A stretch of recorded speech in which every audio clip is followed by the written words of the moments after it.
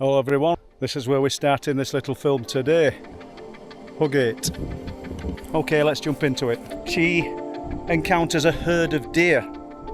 I think they were roe deer. And they're all milling about in the road, and the orange lights are above the deer. And not up in the heavens, just above the deer. I couldn't see any people. All I could see was these big balls of light. They were moving about, yes. It was very, very strange. And it frightened me that much that I careered off the road because I didn't want to hit it. I come to walk on the East Yorkshire Wolds today, not to talk about cryptids, but to talk about the lightforms.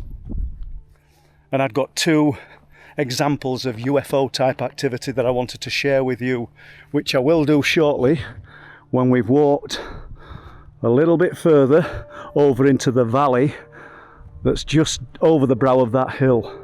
And today we're on the Wolds. I've come to Hugate, and look at these incredible views. How good is that? Absolutely stunning. Look at that valley. And this is one of the locations, the prime locations where the lights were presenting in the early 2000s, all the way through to about 2009, and then it seemed to taper off. And during that time, myself and Steve Ashbridge had seen all types of unexplained phenomena, mostly airborne, mostly things in the sky, and mostly orange lights, I have to admit. But on occasion we'd seen blue lights above crops, and I thought while I was here today, seeing as we're actually very close to location, I'd tell you about a lady who in 2007 was driving home. Obviously there's no roads for motor vehicles here, but you get an idea of the lay of the land. And you can see some orange lights in the distance just sort of appearing and disappearing, all quite new to her. She didn't know what these orange lights were or why they were appearing. She thought they were torches, even though they were orange. Once again, she's doing what we all do. She's looking for a human explanation, or an earthbound explanation. And she rounds a corner on the road as she's driving. And obviously we haven't got a main road, but I think this is just absolutely stunning, so I want to do it from here. And as she does that, she encounters a herd of deer. I think they were roe deer. And they're all milling about in the road, and the orange lights are above the deer. And not up in the heavens, just above the deer. At first I thought it was people with torches, shining torches. But the deer were so calm. Normally when I'm driving along there, if there's a deer it runs and hides, but these were very calm. I couldn't see any people. All I could see was these big balls of light. How big? About the size of a football. Were they moving? They were moving about, yes. It was very, very strange. And obviously not torch beams, they were independent balls. Independent balls, but I still was looking for the people. Yeah. One of the stag turned as I was coming along. It literally turned and looked at me. And it frightened me that much that I careered off the road because I didn't want to hit it. And a car finally came to a stop between two trees, and she's down this valley. She looked back, she couldn't open a car door, she looked back and said that the orange lights were coming down the hill towards her. Then there's a gap in her memory, and she doesn't seem to know what happened. And the next thing she knows is that she's climbing out of the back of the car, the hatchback of the car. She climbs out, gets onto the road. Her phone's completely flat. There was charge in her phone when she left. She'd called her husband to say she's on her way back home. No charge in the phone. Well, my phone was fully charged because I charged it at my granddaughter's, at my daughter's. And being up on the Wolds, you need to make sure you've got a full charge. I picked my phone up to ring my husband to tell him what had happened, and my phone was totally dead. Totally dead. I couldn't get a signal. I couldn't get out my car because of how I was parked. I had to end up climbing over the back into the back of my car to get out of a back window.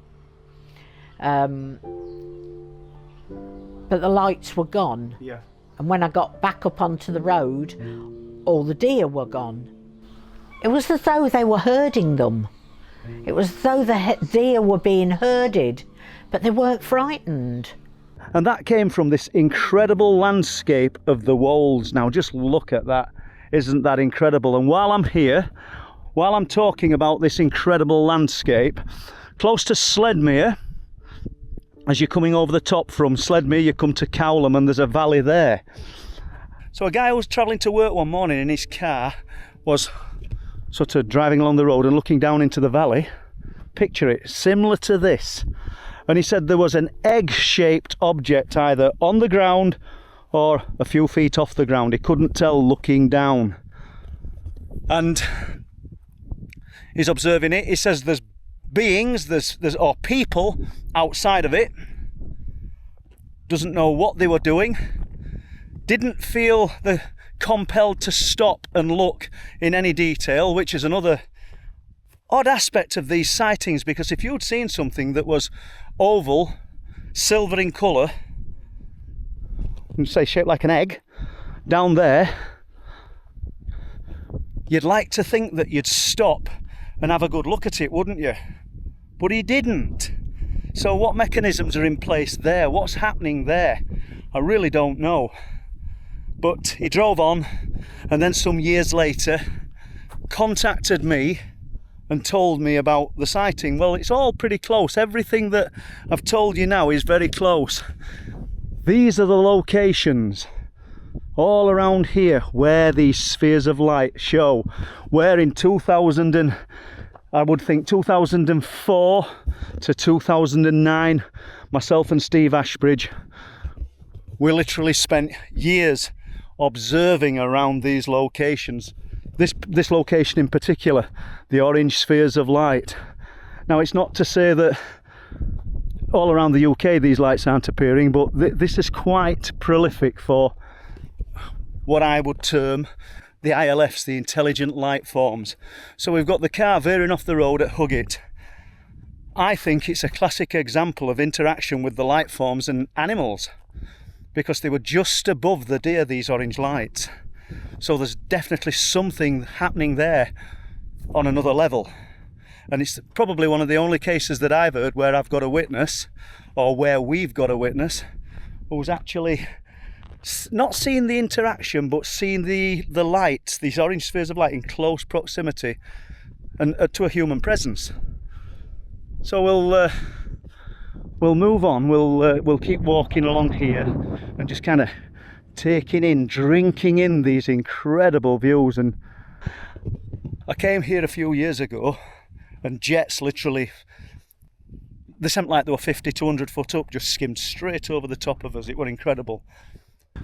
From some locations on the Wolds, we can see RAF Staxton Wold, the old radar base, and we have been lucky enough on occasion to see lights above the radar base. And I wonder what the RAF personnel or the base personnel think when people report seeing unusual objects above the base that don't conform, that aren't part of any military project that we know about. They're clearly not aircraft, because you can see these lights opening up above the masts on the base, and we've seen that. We've seen all sorts of things. It would have been looking on towards this area where the huge turquoise lights sprung up from the ground when I was with Steve Ashbridge quite a few years ago. So you've just heard those two stories now about the herd of deer and the lights above the deer, and the strange egg-shaped craft that was seen in the valley on the road between Sledmere and Octon. What could that have been? It sounded remarkably like the Tic Tac UFO.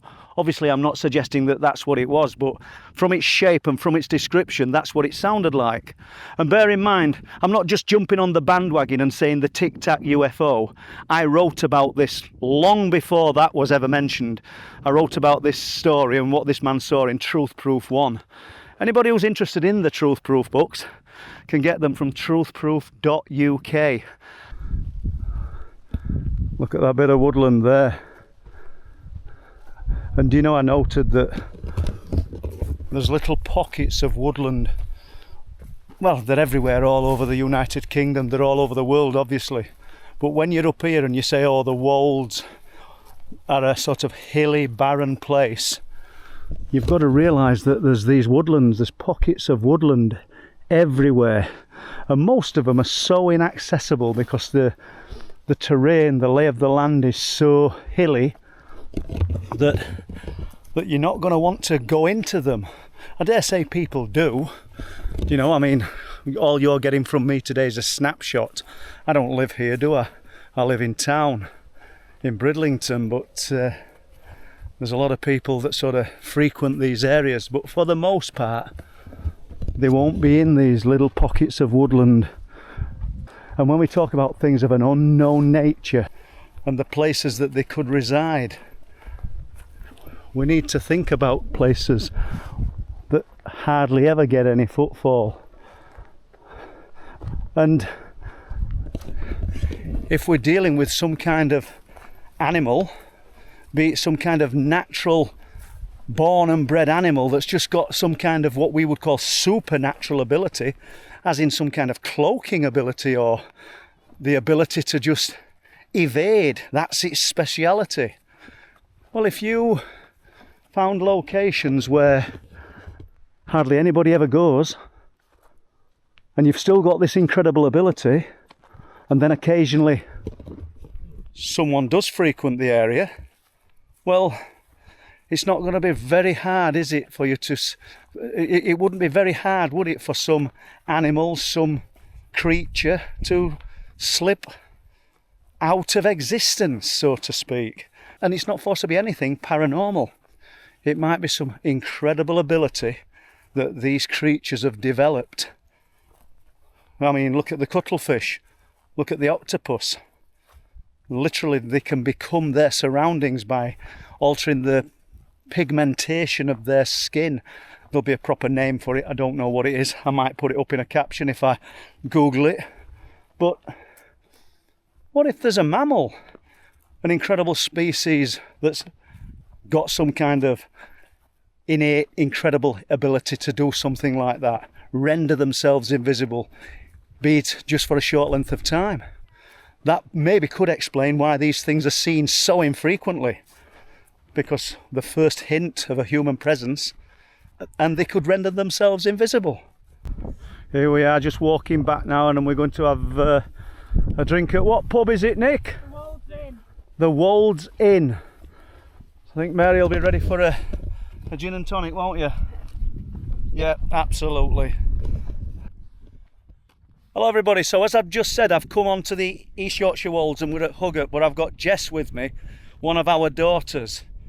And I talked about some of the things that we'd seen on the Wolds years and years ago in early 2000s through to about 2009. And Jess were with me on one occasion and we were up at Cottam. And can you remember what we saw, Jess? No. No, when we looked over into that field, what did we see? The big gold light that lit up. Oh yeah, there's balls of light. Yeah, the big orange balls of light. In the distance. And then there were the occasion. You see, I've only brought Jess into this. She doesn't really want to be on film, but I've brought her into this because otherwise it's just Paul Sinclair saying he's seen some lights in the sky. And people might think, well, he's just making it up. We both could be, but we're not. So you saw these orange lights in distance that just lit up, didn't they? Yeah. So that weren't the only thing that we saw. We saw the gold lights the first time that we actually went up onto the Wolds, and Jess came with me. But there were another time when we just parked off the roundabout off Langtoft, and we were looking over onto a crop, and I'm trying to film some orange spheres of light, be it pretty poorly because I'd got not even mediocre camcorders in them back in the day, but Jess was looking at some lights as well, and it wasn't the same as me. You said it were a blue sphere of light, didn't you, Jess? Yeah, blue light. Travelling across. Travelling across the corn. How big were the sphere of light, do you think? Tennis ball, football, bigger?